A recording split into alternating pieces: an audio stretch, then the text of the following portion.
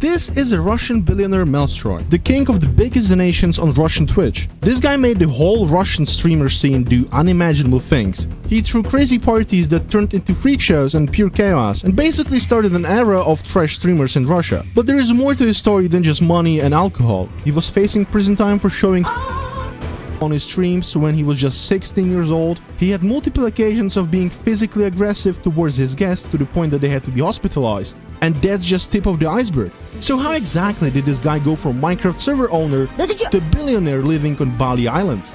This is a story of Mellstroy, the most unhinged streamer on the Russian internet.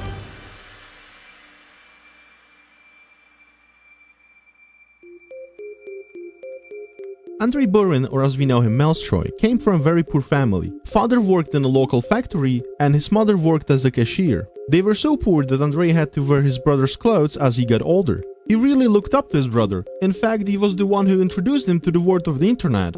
He bought him a new PC, and it didn't take long until Mellstroy got into Minecraft. He would skip school very often and instead sink thousands of hours in Minecraft, till he realized he can make good dollar out of it. Andrei decided to buy hosting and made a Minecraft server. Spammed it in every VK's group comment section, which is like Russian Facebook, and then he started selling VIPs to little Russian kiddos. His grades weren't really good, but who cares? At only 14 years or something, he was making a nice cash. Then, as every Russian human being, discovered Dota. At age of 15, he would come back from school and play the game for 6 hours. And as a businessman he is, he would also buy in-game stuff for cheaper and sell it for a higher price. You know, a Russian couch flipper basically. But Andrei would soon get tired of playing games and get interested in something more profitable, yet not so legal.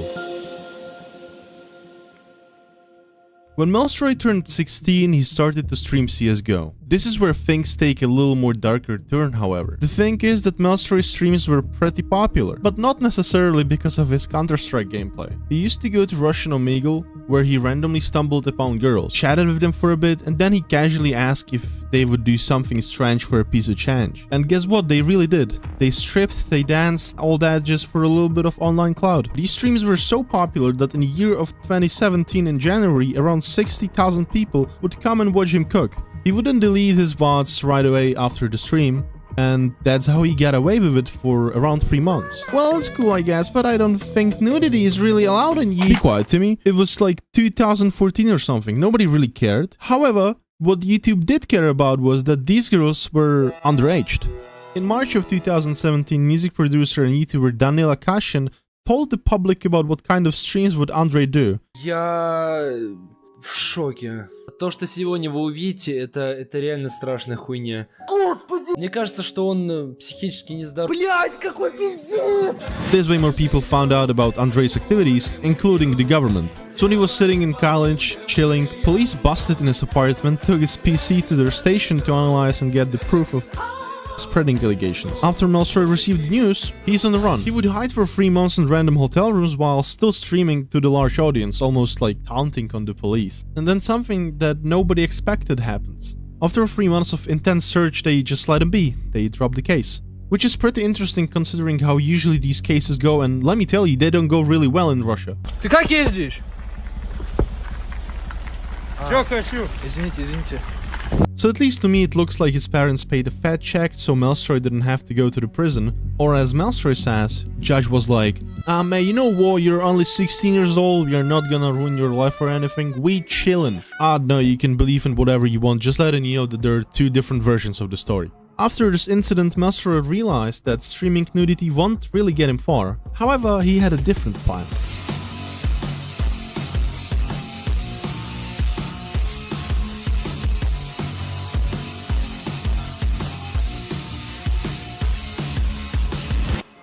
Mellstroy decided to stream Gamba. He had an exclusive deal with a big online casino and money started to pour in. His life turned into alcohol, drugs, a lot of drunk girls ready for anything, and 100,000 of viewers witnessing these freak shows live. That's the content he was doing. The more bizarre, the better it is. He invites small streamers or people that just want to make money to the stream, and they're basically humiliated for the viewers' entertainment. There are constantly fights and other absurd things that I can't even say, or this video is banned instantly. It's like we go back to barbaric times again. He was one of the pioneers of Russian trash streams, along with names like Refly, who locked out his pregnant girlfriend in winter outside where she eventually died, and all that for a donation on the stream. Or JV Link, who is basically just a low-budget Mellstroy. We will talk about him a little later as well. So what started as, hey, let's invite some girls, buy some alcohol and do a drunk stream along with some casino, snowballed into Mellstroy going insane and creating an illusion in his head of him being an absolute god. Eventually he doesn't care about anything or anyone. Just look at how he's treating his own friends.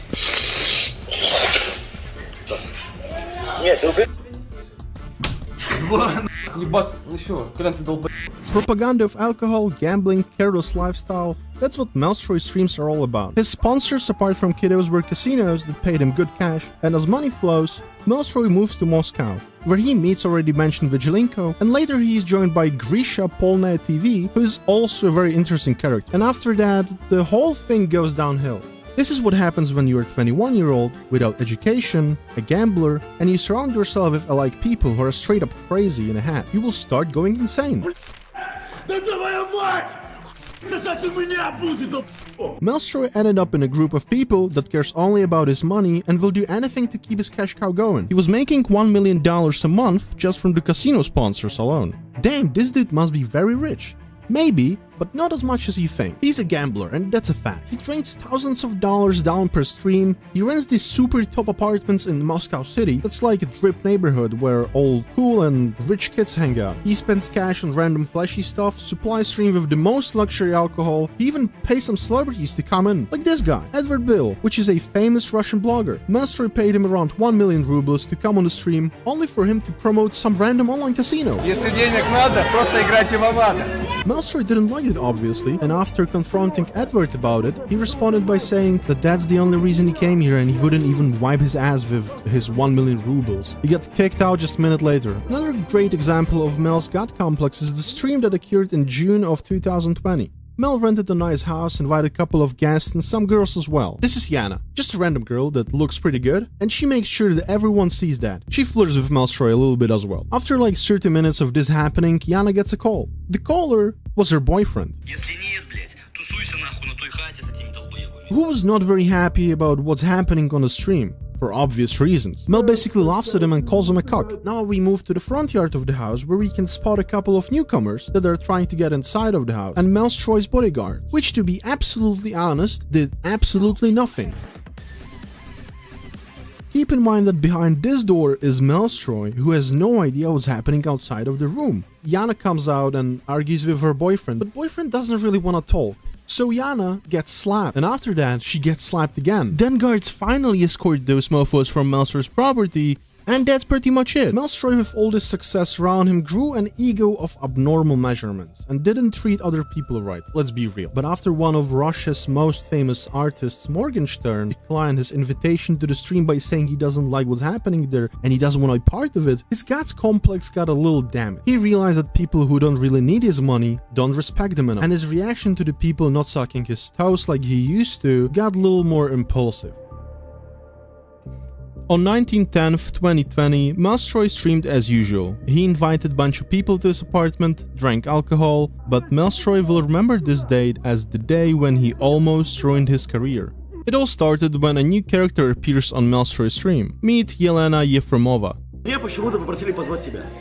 Да, может быть, потому что я активно веду себя. Yelena then proceeds to talk about generation gap and other topics that Mellstroy is not really familiar with. And I'm gonna be honest, she was annoying. Her tone, the way she spoke, she was trying to show off and come out as a smart person while she knew that Andrei wasn't the brightest. Mellstroy got very angry and told her that she's cringe, that she doesn't know what she's talking about. Yelena, however, saw that Andrei pretty much lost it and started to clown on him. He then called her flat, to which girl asked him to show his torso then, which got Andrei even angrier, and then something that nobody expected happened. Что? Такое, блядь? Клип, нахуй, ёб... А ты, нахуй. Yelena ended up with a broken jaw and brain injury that was progressing as they went by. However, Mellstroy didn't even care. He got sued by her afterwards and had to pay a sum of 72k Russian rubles, and he also got 6 months of community service. After this incident, he got almost all his social medias blocked, including YouTube channels, Instagram, VK, and Telegram. And it looked like Mellstroy is done and will never come back from this situation ever again.